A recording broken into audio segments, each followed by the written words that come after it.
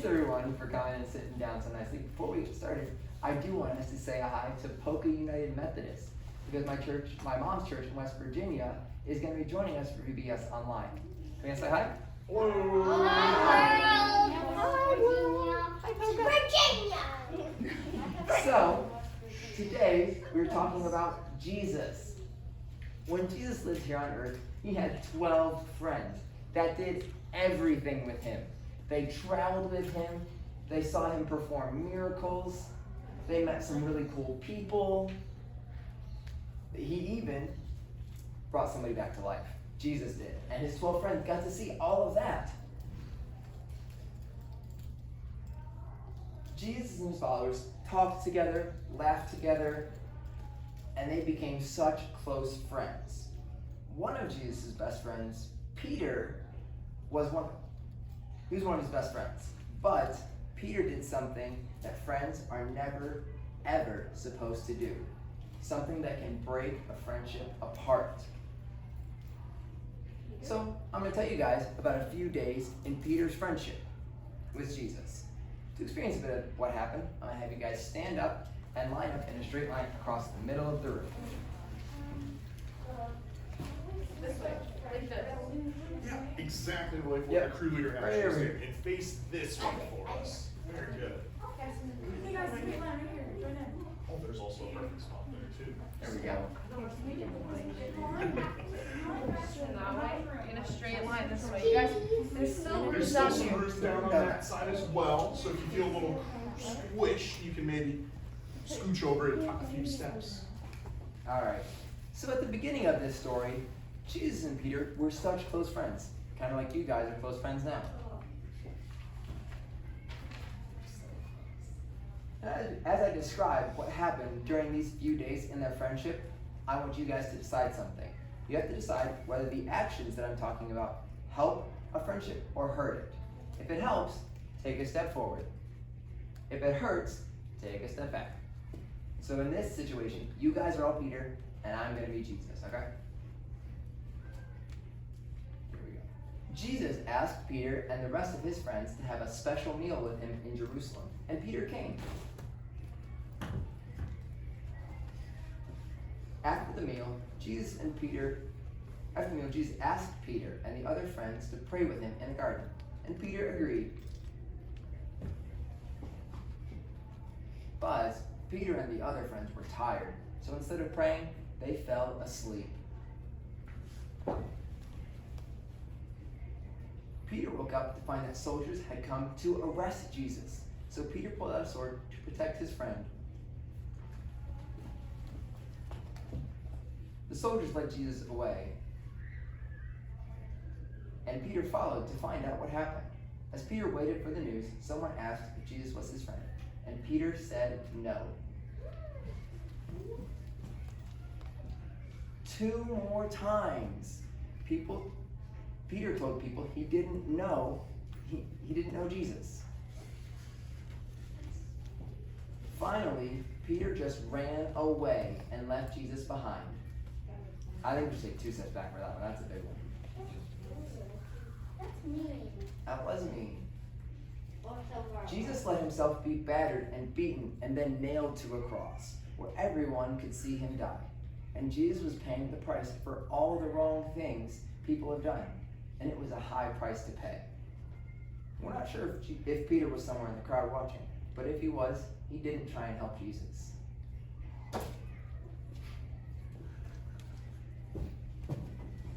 Alright, so go ahead and take a seat where you guys are at. Just where you're at. You don't have to come back to the blanket. You wait till. So look where you guys are at right now compared to where you were before and how close you guys were. Is this a very close friendship? No. This is a bad friendship, a broken friendship. But you know, the story doesn't just end there. You see, 8 days after all the disciples were waiting in a small room to see what happened after Jesus died, Jesus suddenly, surprisingly appeared alive. People, I'm telling you, alive. That was crazy. What the heck? In that moment, Peter probably felt a little worried and scared. I mean, the last thing that happened between him and Jesus before Jesus died on the cross was he denied him. Not once, not twice, 3 times he told people that he didn't even know Jesus. If that doesn't break a friendship, I don't know what else would. But you want to know something? Jesus did something incredible. What ended up happening is that the next day, Peter and Jesus, they ate together. They ate together, and Jesus treated Peter as a friend. And not only that, Jesus met with Peter and told Peter that he was going to help him going forward, teaching others, all different people, about Jesus and his love. That's pretty incredible.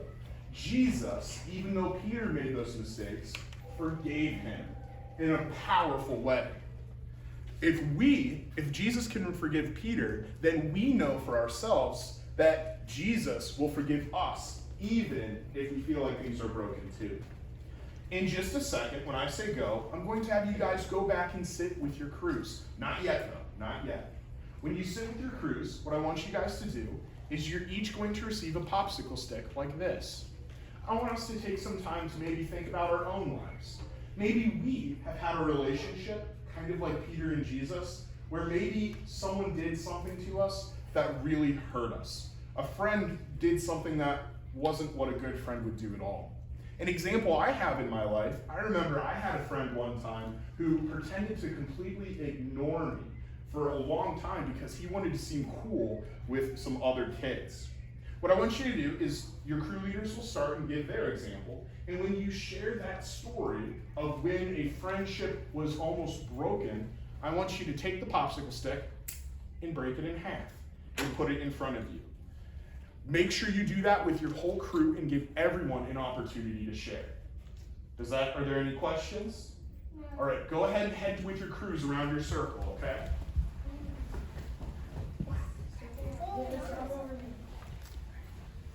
Hi, friends. So, in your kits, you should have gotten some popsicle sticks, except my West Virginia friends. I mailed them out with your t-shirts to Johnny Pat. So, maybe you can, if you don't have the sticks, you can just grab a toothpick or something. So you guys can still participate and break your stick or anything you have with you so you can still participate and put it on a cross. Our friends here in around Strongsville here in Ohio, I gave you a special little cross, and I want to tell you about that little cross. A man at our church named Craig, he made those crosses. He made like 200 of those crosses a few years ago and asked Pastor Dave and some of the staff to give those out to people that needed them. So when Pastor Dave and Pastor Hannah would go visit people in the hospital or maybe somebody who was sad or the Royal Family Kids Camp, they would take those little crosses and give them out. We use them during our Lent prayer garden activities as well. So you guys got some special crosses. So anyway, like they said, discuss with a sibling, a parent, or just pray about a time that you felt that you had sinned or had a broken relationship. Okay? I'm going to go do mine silently.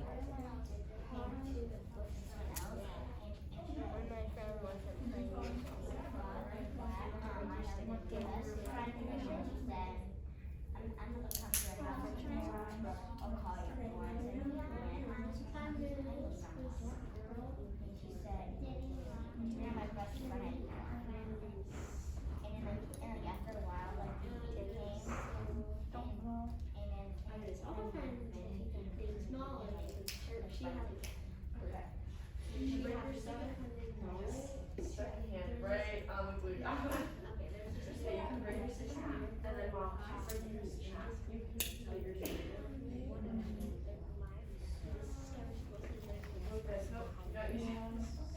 Also in your kit should be some glue dots for different imagination station stuff. So you can use those glue dots to put them together. They're very strong glue dots. And if any of you need glue dots for anything, we got like a package of 2,500. on a roll, those little rolls that I sent you. So they're very good glue dots. So I'm gonna go do mine before the kids get to do theirs.